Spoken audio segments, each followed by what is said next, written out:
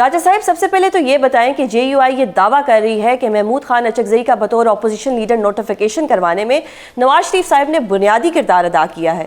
کیا واقعی ایسی کوئی بات ہے؟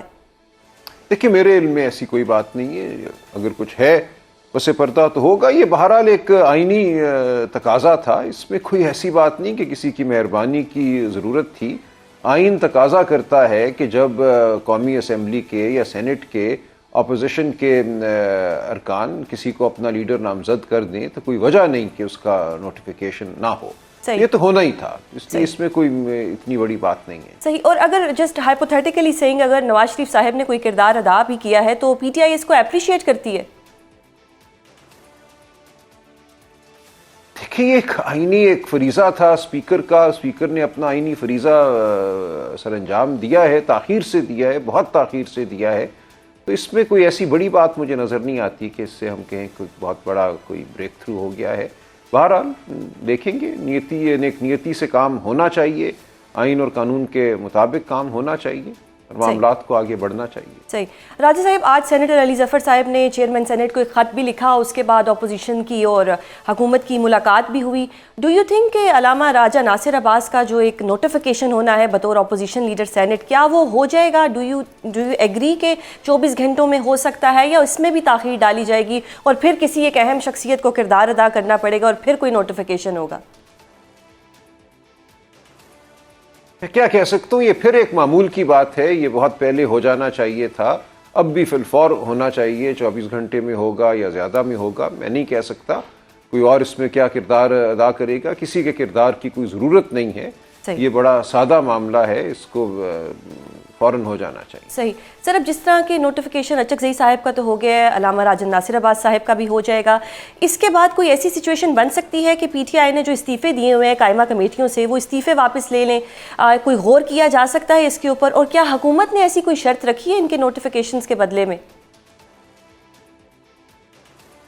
نہیں, میرے علم میں ایسی کوئی شرط نہیں ہے. اور کمیٹیوں میں واپس جانا نہ جانا یہ عمران خان صاحب کا فیصلہ ہوگا, کسی اور کا نہیں. صحیح. اور سر عمران خان صاحب سے تو آپ کی کوئی رسائی ہو نہیں رہی, ملاقات بھی نہیں ہونے دی جا رہی, تو ڈو یو تھنک کہ اچکزئی صاحب کو کوئی موقع دیا جائے گا کہ ان کی ملاقات ہو سکے خان صاحب سے, یا وہ کوئی ڈیٹیل ڈسکشن کر سکے؟ میں کیا کہہ سکتا ہوں, دیا جانا چاہیے. اس میں یہ حق ہے عمران خان کا, نہ صرف اچکزئی صاحب کو, ان کی بہنوں کو, بشرا بی بی کی بیٹیوں کو, عمران خان صاحب کے وکلاء کو, سب کو ان تک رسائی جو ہے دینا ایک قانونی آئینی فریضہ ہے. تو یہ کرنا ہوگا, جلد یا بدیر تو کرنا ہی ہوگا. وکلاء کے بغیر مقدمات آگے نہیں بڑھ سکتے. کسی مقدمے میں خان صاحب کی طرف سے کوئی جواب نہیں آ سکتا. بہرحال ہم دیکھیں گے. سر یہ کویشچن میں نے اس لیے کیا ہے کیونکہ حکومت بڑی کلیئر ہے کہ 8 فروری سے پہلے خان صاحب کی کسی سے بھی ملاقات نہیں ہونے دیں گے, تاکہ خان صاحب کوئی 8 فروری کے لیے کوئی اسٹریٹجی نہ بتا دیں, کوئی روڈ میپ نہ دے دیں. تو اس لیے یہ سوال میں نے کیا. کہ میں کچھ نہیں کہہ سکتا کہ ہونے دی جائے گی یا نہیں ہونے دی جائے گی. یہ تو جو منصوبہ ساز ہیں, جو مسلط ہیں نظام پہ, ان کی سوچ پر منحصر ہے نا. تو ان کی سوچ کو میں تو نہیں جانتا.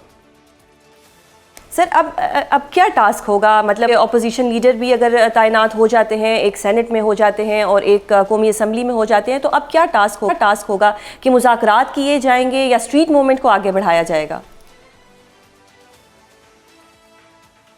دیکھیں ان تعیناتیوں کا کسی چیز پہ کوئی اثر نہیں ہے.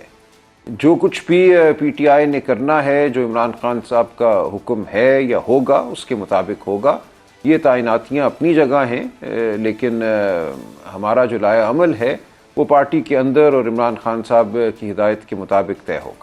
صحیح. تو سر ہدایت کے لیے بھی تو ان سے ملاقات ضروری ہے. اگر حکومت ملاقات ہی نہیں ہونے دے رہی تو پھر ہدایت کیا ہوگی, اور پھر اسٹریٹجی یا روڈ میپ کون بتائے گا کہ آگے پارٹی نے کیا کرنا ہے؟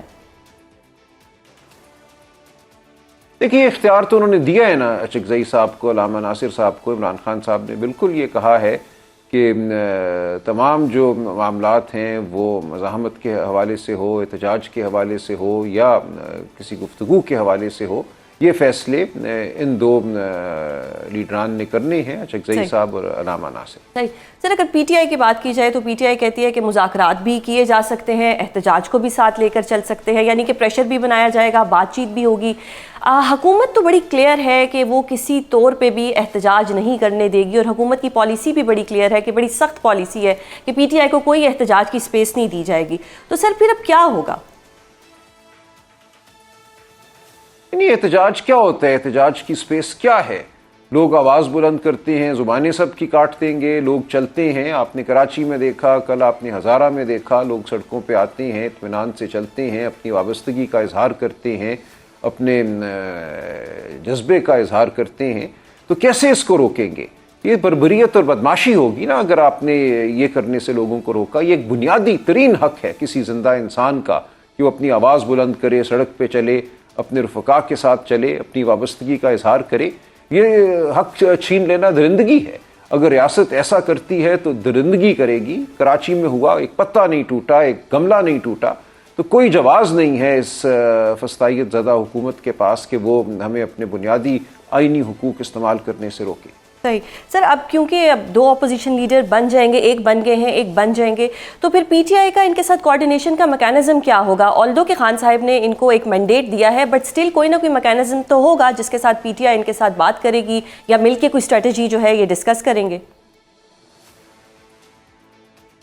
نہیں، یہ کوئی مشکل بات نہیں ہے۔ تحریک تحفظ آئین موجود ہے، پی ٹی آئی اس کا حصہ ہے، یہ پارلیمان میں پارٹی کو لیڈ کریں گے، تو جو ہمانگی ہے وہ تو بن گئی نا۔ جب پارٹی کو لیڈ انہوں نے کرنا ہے پارلیمان میں، پارلیمنٹ سے باہر تحریک تحفظ آئین نے لائے عمل طے کرنا ہے، تو اور کیا آپ کو چاہیے میکنزم؟ یہ میکنزم موجود ہیں بالکل۔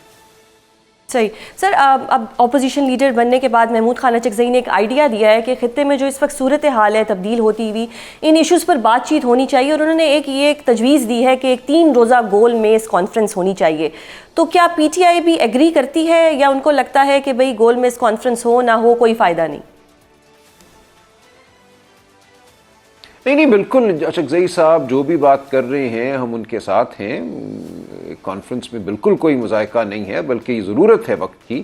ملک کے تمام سوچنے والوں کو، تمام سیاسی جماعتوں کو بیٹھ کر جائزہ لینا ہوگا کہ ہم کہاں کھڑے ہیں، ہم کس کھائی میں گرنے والے ہیں۔ جس طرح حالات تبدیل ہو رہے ہیں، جس طرح ہمیں کھینچا جا رہا ہے، کبھی ایک جانب کبھی دوسری جانب، ان تمام چیزوں کا ہمیں احاطہ کرنا ہے۔ جو لوگ اقتدار پر قابض ہیں یا نظام پر مسلط ہیں، وہ عقل کل نہیں ہے ہرگز۔ تو بالکل معاشرے کو اور معاشرے کے سوچنے والے لوگوں کو مل کے بیٹھنا چاہیے اور بات کرنی چاہیے۔ سر، ڈونٹ یو تھنک کہ جو سیاسی مذاکرات ہیں، اچکزئی صاحب کو پہلے وہ ایک گول مینس کانفرنس نہیں کرنی چاہیے کہ جی کوئی مذاکرات ہو، کوئی بات چیت سے نتیجہ نکلے؟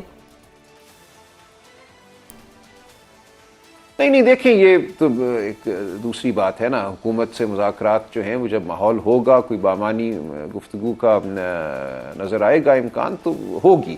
اس وقت ہمیں کوئی امکان نظر نہیں آتا۔ اس وقت صرف ایک بدحواس حکومت ہے، ایک جعلی حکومت ہے جو چاہتی ہے کہ فارم 47 45 کا ذکر نہ ہو۔ جو کچھ 8 فروری 2024 کو ہوا الیکشن کے ساتھ، اس کا ذکر نہ ہو۔ جعلی مینڈیٹ کو قائم رکھا جائے، عدلیہ کو اسی طرح سرنگوں رکھا جائے۔ ان کا اس کے علاوہ کوئی مقصد نہیں ہے اس وقت سوائے کہ وقت ضائع کیا جائے اور یہ بیٹھے رہیں اقتدار میں۔ تو جب واقعتاً کسی کا یہ مقصد ہوگا بات چیت کرنے سے کہ نظام کو واپس آئین کی جانب لائیں،